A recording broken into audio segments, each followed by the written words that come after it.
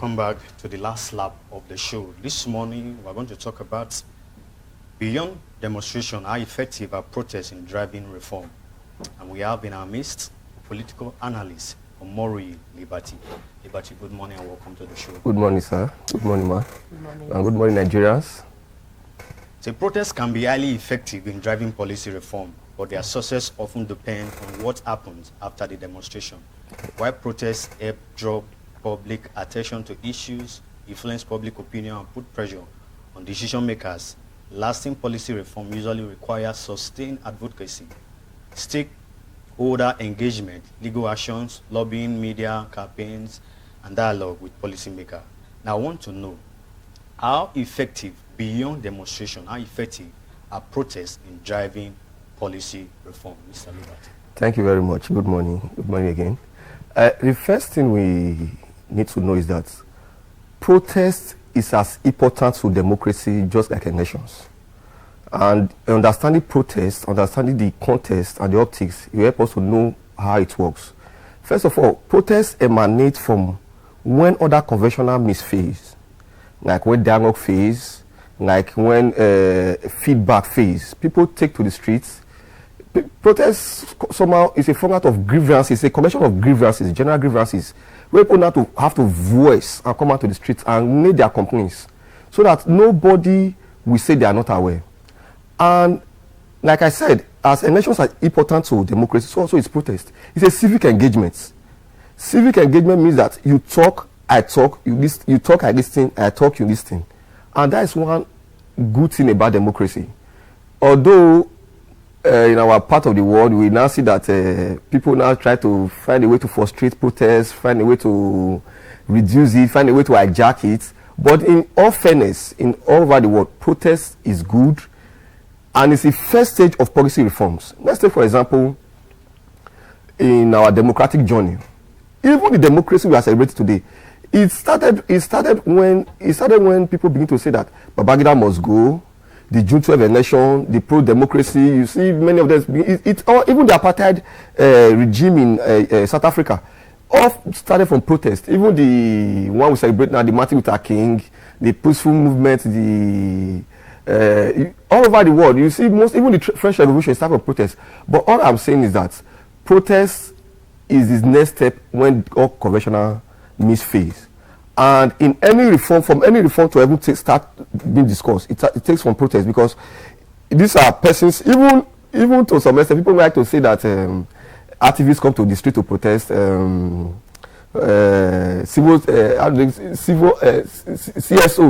NGOs, but civil society organizations. But in our recent history, you see some even MDAs, department agencies, they won't come to protest.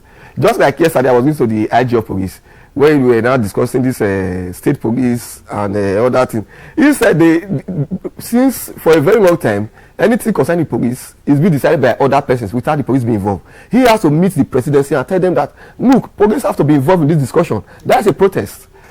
Protest is as old as even mankind. It's a protest. Even when the children of Israel were saying that they want Samuel and the children to become a priest again, they want a king. It was a protest. It was a protest. So it is very good in policy making. It is even it's a first step in a policy making, but it's not the whole step. Because if you say we just go to the streets and just make noise and come back, go the next day and come back, it will become bothersome. It will wear people out. So there need to be engagement. You protest, you engage, you interact. It will even some extent you have to lobby. You have to lobby. Even there are some laws that are passed in this country, like this jungle justice law. It was out of protest. People now say, things are getting out of hand. Thank you very much. So now, looking at the series of protests we've had in recent past in Nigeria, yes. Why do you think protests fail in its objectives? Why do protests fail in Nigeria especially? You see where some protests have been hijacked and become something else. So why do protests fail? As for me, I was a student. Like I said, I'm still an activist though. Those days in school, I will give you an instance.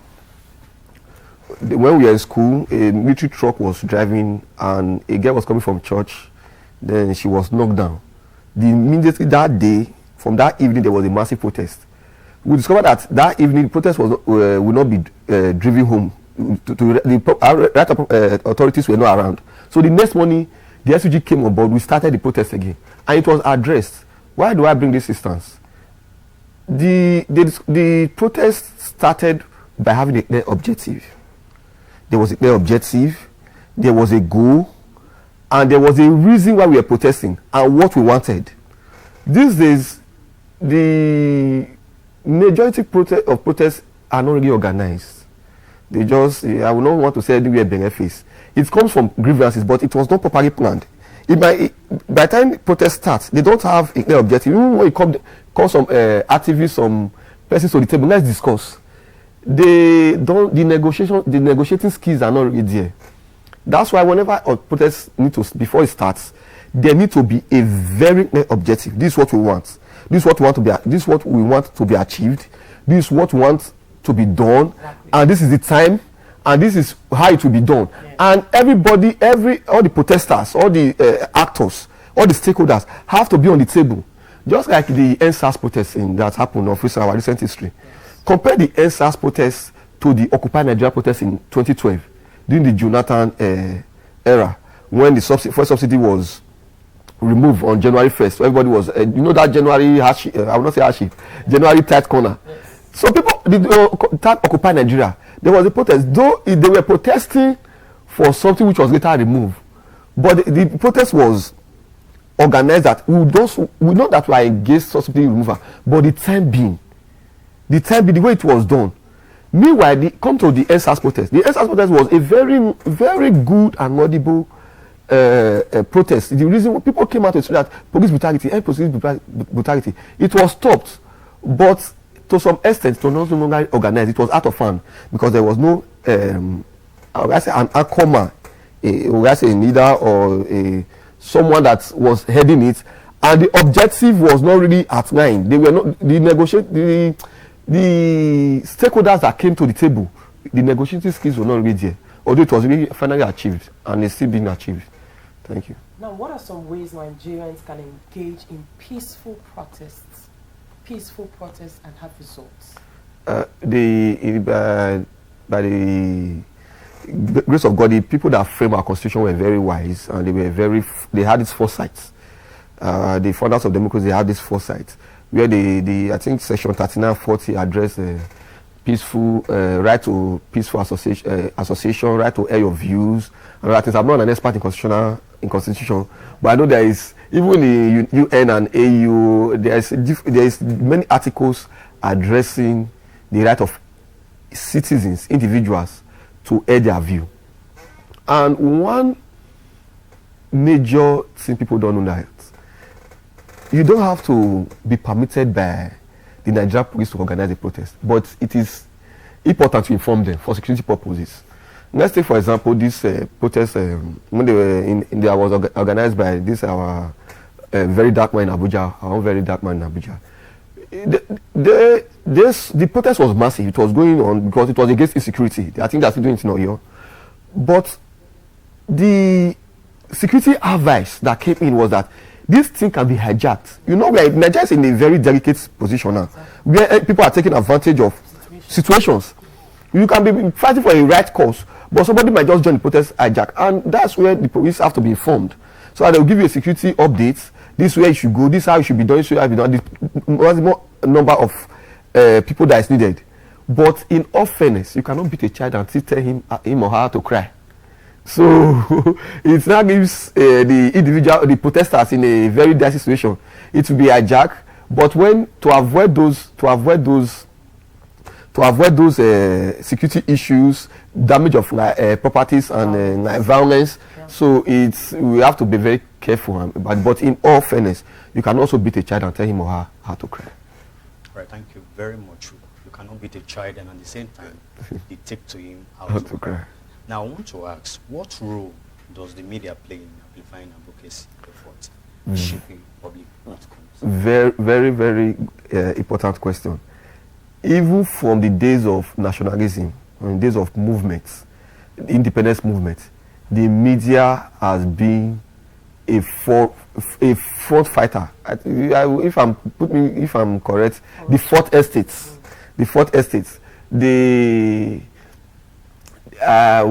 I say the heartbeat, they are the object, they are the player that is they are in the middle, taking from the hearing from the protesters and the relevant stakeholders, the government, the private establishments.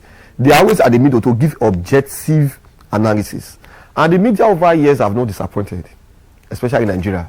Although because of the private interest, the private media, they want to come for profit or those things. But in all fairness, to some extent, they have been a player that has helped in the agitations of Nigeria, be it democracy, be it independence, be it even the students' movements. They have been there. They've tried to help the downtrodden in society. Let's take, for example, if not for the social media or mass media, just like your station now, there are things that are happening that was happening in those days that you cannot even imagine happening now. I'm based in Benin. Something is happening in Bonu, Zamfara, Oyo. I will not even know if not for the media. If not for the media, they are helpful, and even in legislative movements, even in legislative proceedings, just like the state police going on now, the media has been there. They have been trying to bring to the public what is really going on, how it is going on, when it is going on. And I think to some extent, they play an important role. They have played an important role.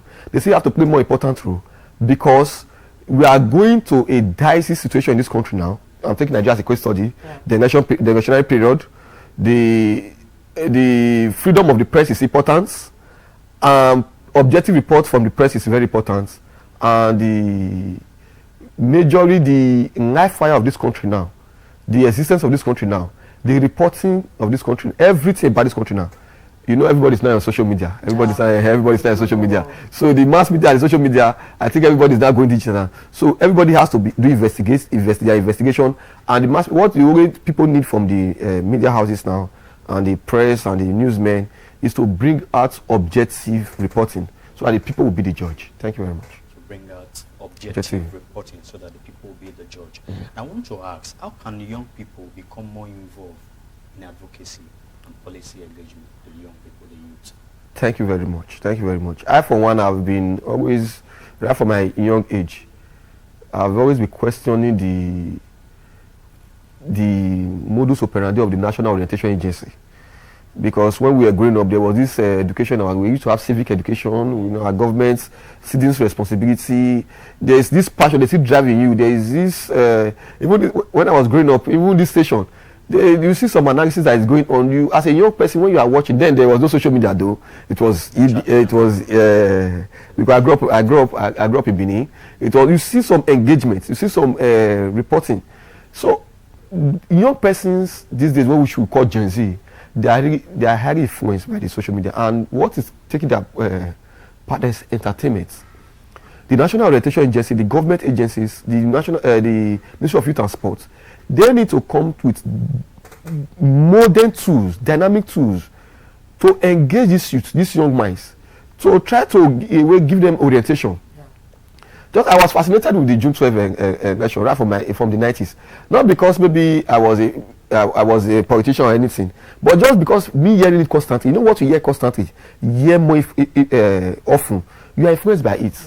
And whatever the young persons are hearing these days, whether social media or in mass media, is what influences them. And the Nigerian government, through MDAs, have to find a way to bring out policies, programs, and other things via these stations, via social media, to influence these youths.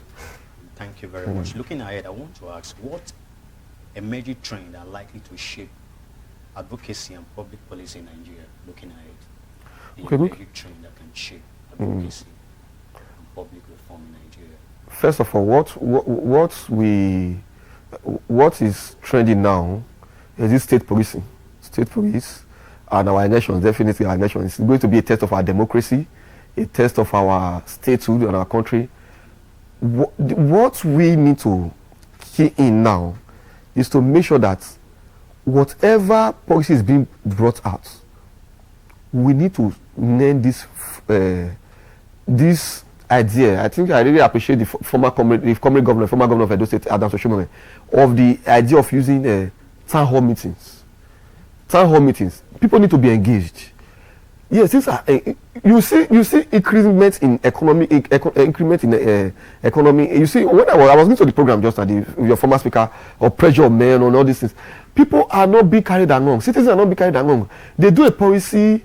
Nobody is even going for a town hall meeting. Nobody is engaging anybody. You just come. You just see the permit to use this exclamation. Blah. They just do the nobody say, what do you think? What do you think? No survey, no town hall meetings, no engagement, no movement, nobody's talking to each other. We are just being passed information and nobody's responding. And communication happens as I'm talking to you and listening to me, you talk and listen. There's feedback. That's how communication is being completed. This trend we have to do now is whether state policing, election, everything, there need to be town hall meetings all over the country, just as it was in those days. Just as it was in those days. As we make conclusion, as we conclude, advocacy remains a powerful tool for promoting democracy, participation, and influencing public policy, whether through public engagement, dialogue, research, media campaign, or peaceful demonstration. Advocacy provides citizens with a platform to make their voices heard and hold leaders accountable. This is where we draw the curtain into the show. Join us again next week.